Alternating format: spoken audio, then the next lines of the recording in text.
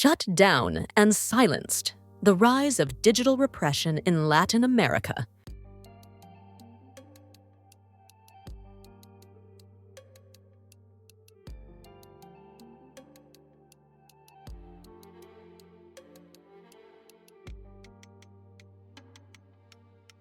Online surveillance in Latin America is expanding, not just to fight crime, but to watch those who question power: professors, students, activists, and human rights defenders.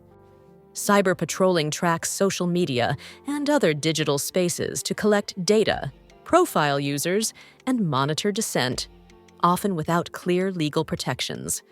Authorities increasingly control the flow of information through internet shutdowns, connectivity restrictions, and the use of surveillance technologies, limiting public debate and access to reliable information. Techniques like IP blocking, DNS manipulation, and deep packet inspection filter what people can see, making restrictions harder to detect, but just as effective.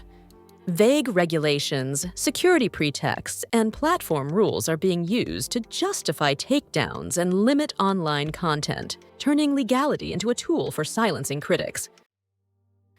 Online harassment, non-consensual leaks, and sexualized deepfakes target journalists, activists, professors, researchers, women, and marginalized groups. These attacks aim to intimidate and drive people out of the public conversation. Seeing others silenced creates fear.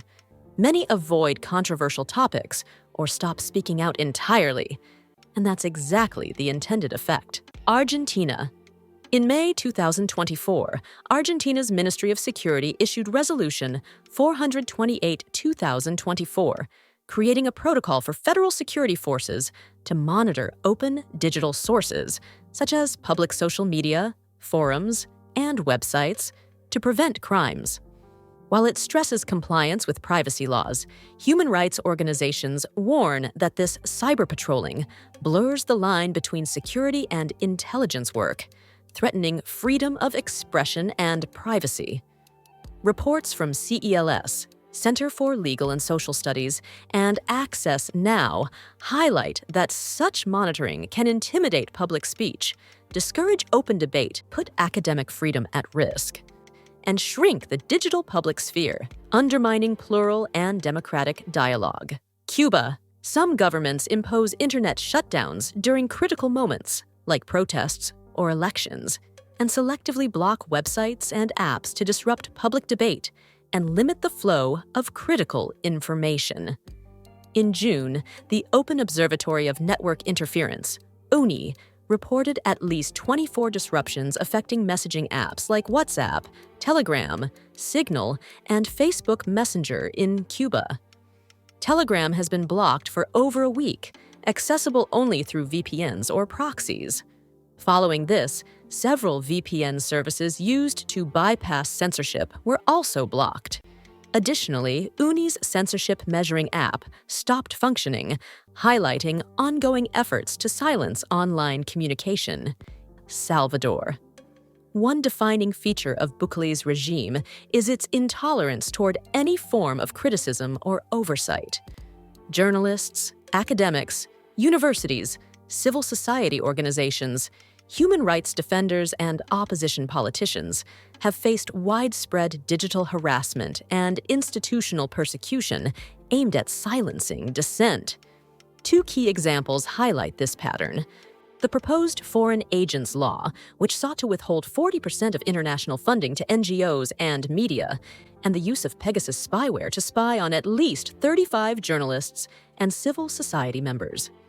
The spyware infections were persistent and often occurred when targets reported on sensitive topics, including allegations of a pact between Bukele's administration and the MS-13 gang.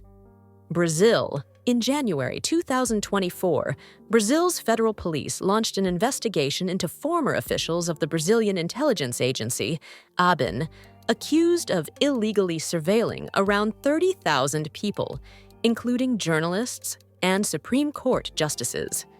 The allegations involve the use of an Israeli software called First Mile, which intercepts mobile device locations by exploiting telecom protocols accessing data that is legally confidential.